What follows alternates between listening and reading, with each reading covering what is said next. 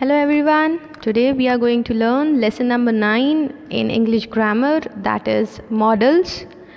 Now this is one more interesting chapter in your book. So what are modals? We call them auxiliary verbs as well.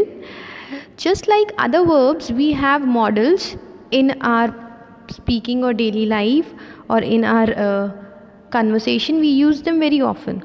For example, can, may, might, should, would.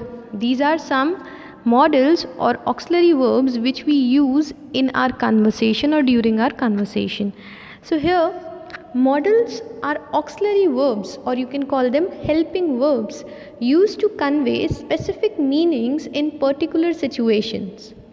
For example, you may get into trouble if you disturb the class. You will fall one day if you keep running down the stairs. Like non-finite verbs, modals do not change their form according to the number and person of the subject. They are always followed by a bare infinitive, means first form of the verb will be used with the modals in a sentence. Here you can see the list of modals and the functions they perform in a sentence. I'll be reading them one by one and then I'll tell you in the detail that what each will supply in the sentence. So first is can. Can shows ability, informal request, possibility, suggestion. Could, polite request, past ability, future possibility, suggestion. Will, request, invitation, future action, assumption, prediction. Would, future possibility, future action. Shall, refer to future action and resolve. Should, duty, expected behavior, advice. May, can be used for polite request, formal permission, possibility in the present. Might, slight chance of possibility, suggestion. Must, strong obligation, present necessity, certainty, prohibition, that is must not also. Dare, warning or rebuke.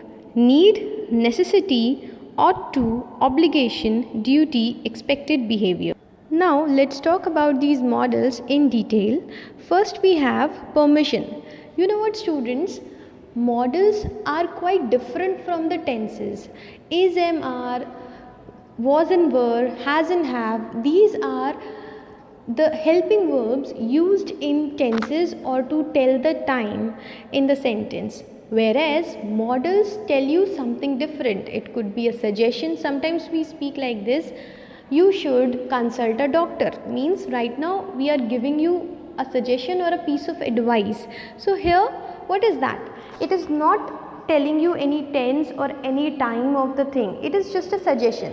You must follow the traffic rules. Here must is not telling you about any tense or time of the sentence. It is just an obligation or moral duty which you should perform.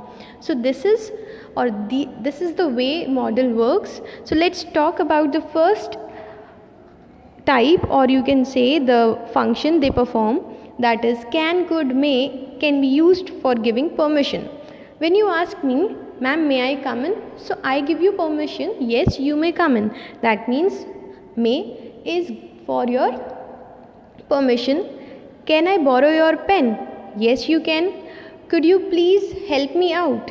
Or could you take a break now? So what are they? They all are asking for your permission. So these are can, could and may for permission or for seeking permission.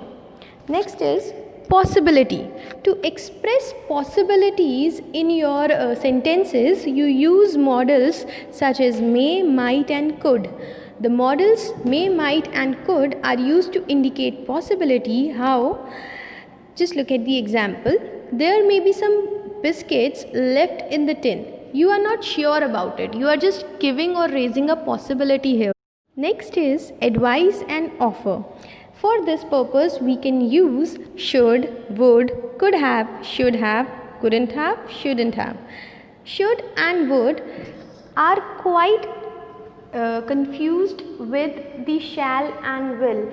No, student. Shall and will are used to indicate future tenses, whereas should and would are the models.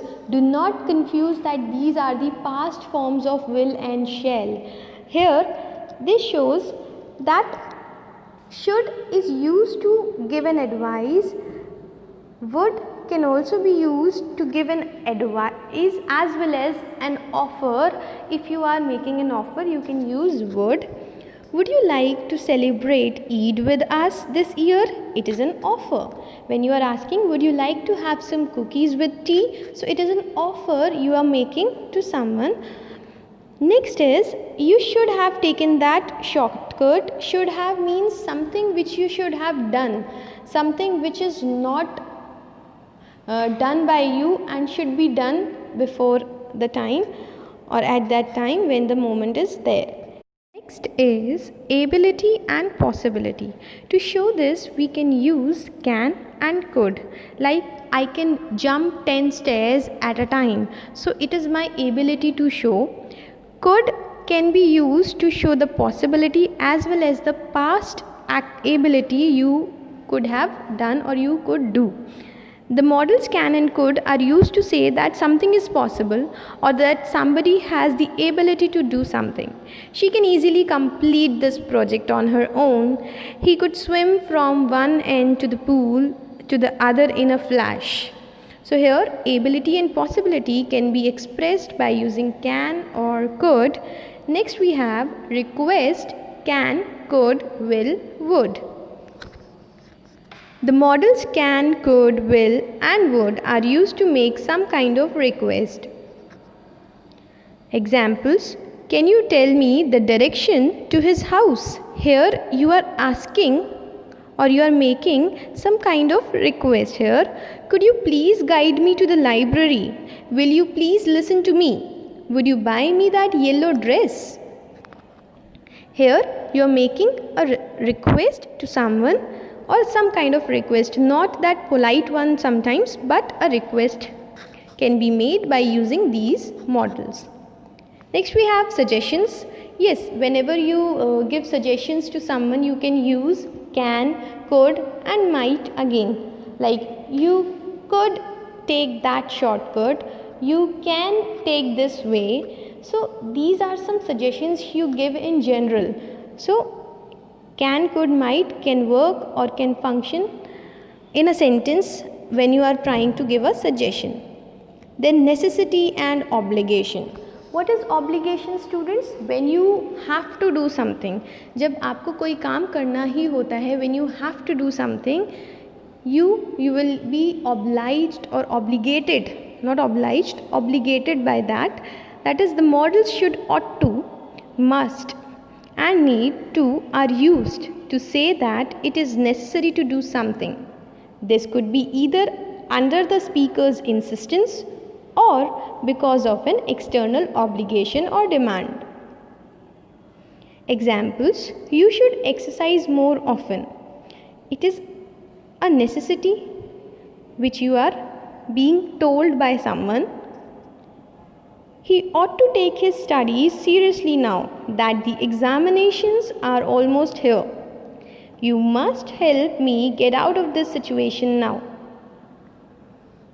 She needs to talk louder if the entire class has to hear her. So here some necessity or obligation was felt or were felt. That's why we are using these models here. Next we have prohibition and absence of necessity. Prohibition means to stop legally. You might have seen the boards or the signboards on the roadside. There is written parking is prohibited, walking is prohibited, horn is prohibited, honking is prohibited.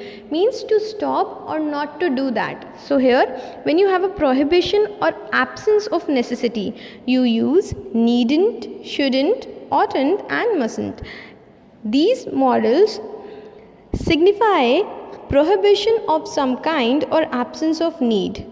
I needn't have come so early. He shouldn't go so late at night. You oughtn't pull the leaves of the plants. You must talk so loudly in the classroom. So students, this is the chapter models, where you have learned that there are more helping verbs than the is, am, are and was and were. They are used in tenses, but models are used in different types of sentences where you have a purpose in a sentence to be performed. That can be a suggestion, an advice, an offer, a possibility, suggestion, request, and many more. I hope that the chapter is clear to you, and if there is any problem you find, you can ask me in the online classes. Okay students, thank you.